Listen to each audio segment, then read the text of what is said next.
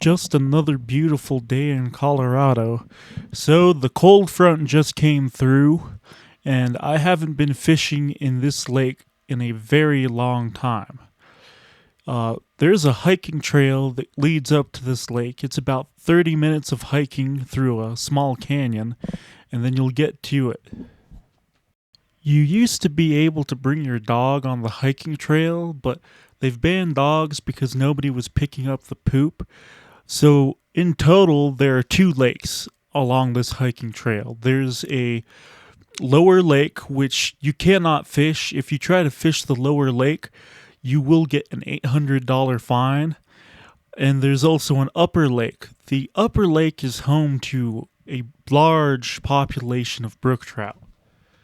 The origins of the lake trace back to 1882, when Dr. William Finley Thompson, an oral surgeon from Ohio, envisioned it as a health resort and vacation destination. He constructed the Estmere Mansion in 1886, adding to the town's Victorian charm. In the late 19th and early 20th centuries, the area flourished as a cultural hub, hosting events like the Rocky Mountain Chautauqua, which offered programs in music, art, and nature. The construction of the Rockland Hotel and the establishment of a dance pavilion by the lake further cemented its status as a sought-after retreat. The journey to the lake begins at the end of Old Carriage Road in the town. The Reservoir Trail is a well-maintained dirt path that ascends approximately 500 feet over a distance of 1.2 miles to reach the reservoirs. The trail is popular among hikers, mountain bikers, and runners, offering a moderate challenge suitable for most fitness levels. Along the route, visitors can enjoy views of surrounding foothills and glimpses of local wildlife. Upon reaching the upper reservoir, visitors are greeted with a serene environment, ideal for fishing and picnicking. The shoreline is open, allowing for easy access, while the lower reservoir is fenced off to protect the water supply. It's important to note that fishing is permitted only from the bank of the upper reservoir, and activities like wading or swimming are prohibited to preserve the area.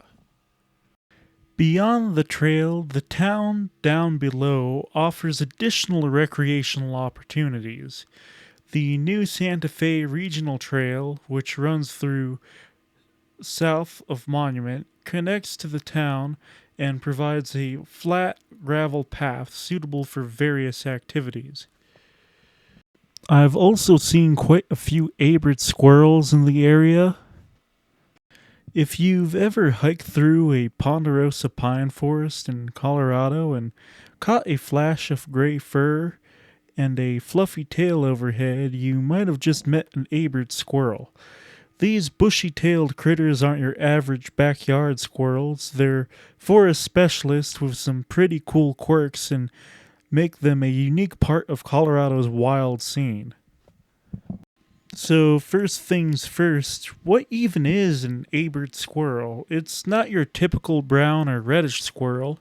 Abert squirrels usually have gray bodies, white bellies, and these adorable tufts of fur sticking up from their ears. Kind of like nature gave them some built-in winter earmuffs. And if you're near Colorado Springs, Boulder, or even the Palmer Lake area, you've probably been close to one without realizing it. These squirrels are total ponderosa pine fanatics. It's not just their home, it's also basically their grocery store. They chow down on pine seeds, inner bark buds, and even fungi that grow near the roots. Fun fact, they help spread spores of truffle-like fungi that trees actually rely on, so in a weird way, they're like a little forest gardeners. One of the coolest things about Abert squirrels is how chill they seem. Unless they're chasing each other through the trees at lightning speed, of course. They don't build traditional nests like other squirrels.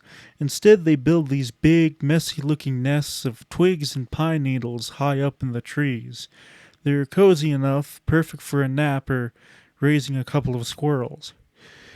And here's the twist: Abert squirrels aren't just gray. In some areas of Colorado, like around the Grand Canyon or parts of southern forests, you'll actually find jet black versions of them. Same species, just a different style. Unfortunately, life isn't all pine cones and playtime. Abert squirrels face threats from habitat loss as more forests are chopped up by roads and development. Plus, they have to keep an eye out for predators like hawks, bobcats, and even pine martens. The Abert squirrel is named after Lieutenant James William Abert, an explorer and naturalist in the 1800s.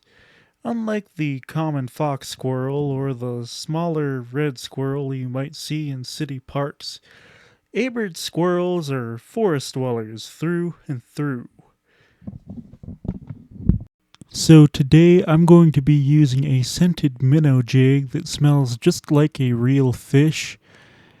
And the reason why is because at this altitude you are not allowed to use real minnows. They are considered an invasive species and there will be like a $10,000 fine if you do so.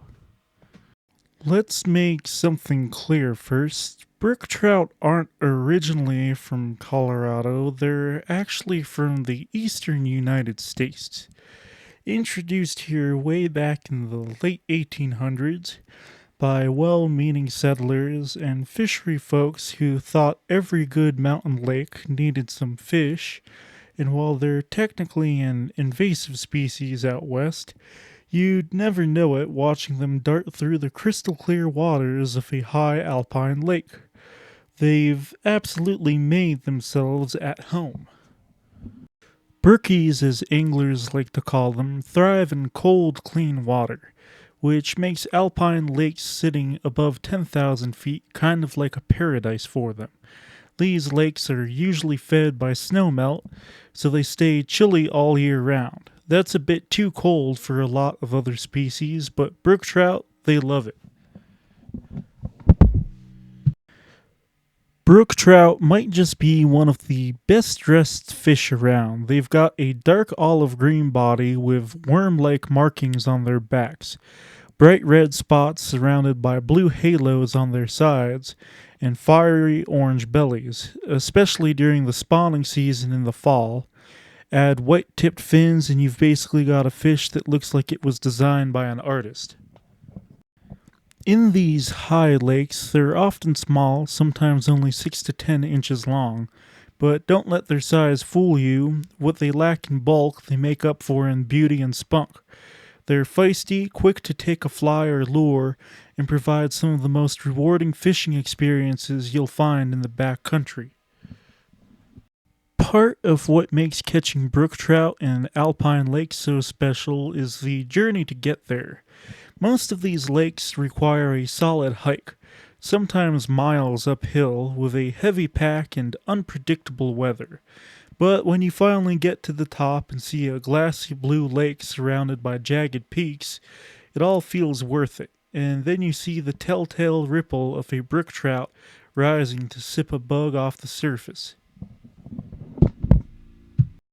As fun as brook trout are, they're also a part of a tricky ecological puzzle.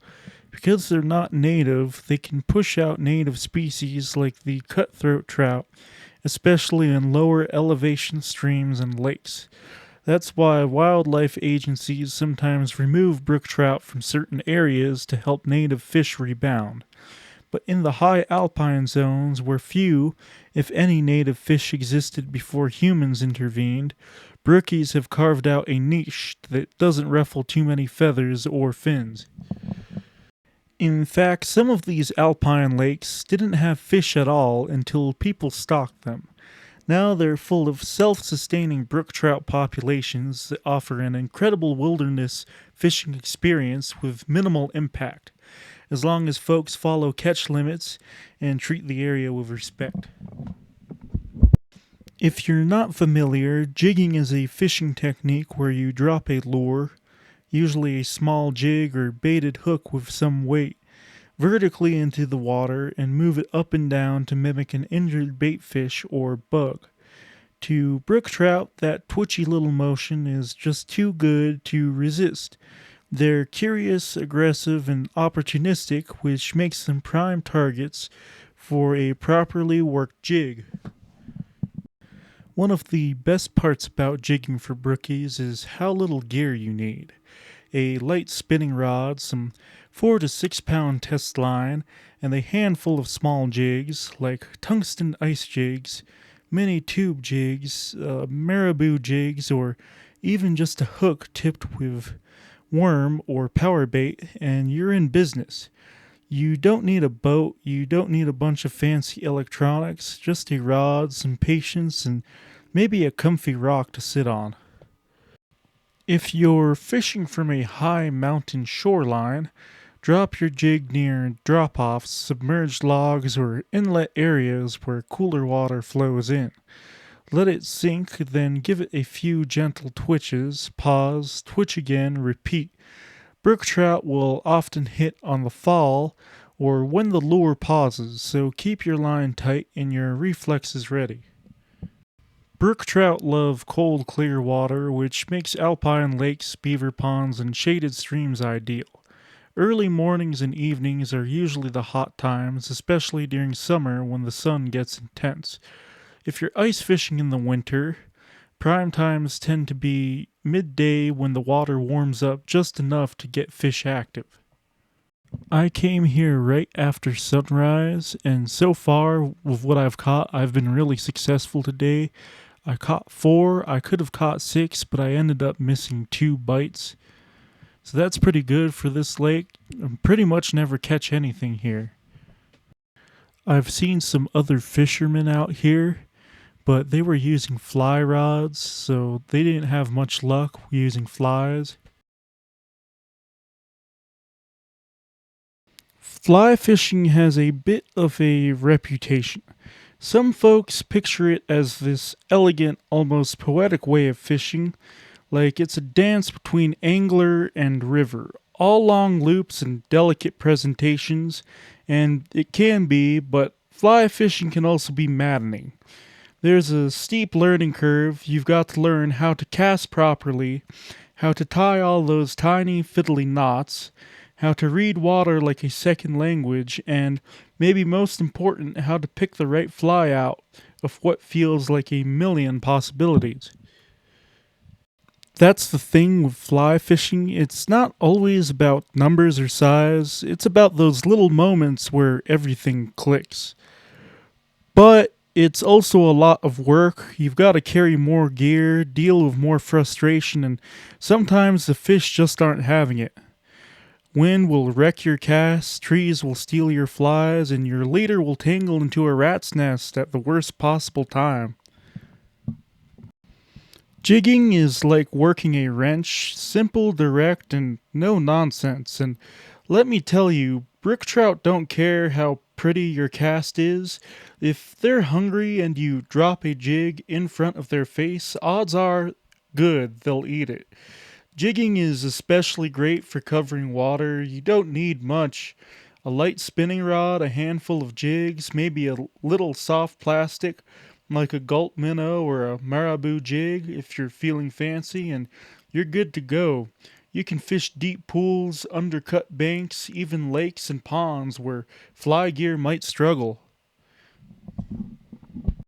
So anyways, I'll see you guys next time.